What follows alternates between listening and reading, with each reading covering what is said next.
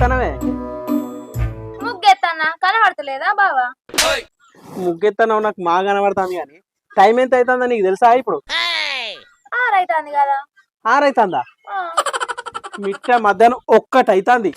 ఏంది ఒక్కడైతుందా? ఏ ఊకో బావా, అన్న బద్దాలు ఆడుతున్నావు. ఇప్పుడే లేచినా నేను. ఓ నీ మతి మరి పాడుగాను. పో 1 అవుతుంది, అన్నం పెట్టుకో.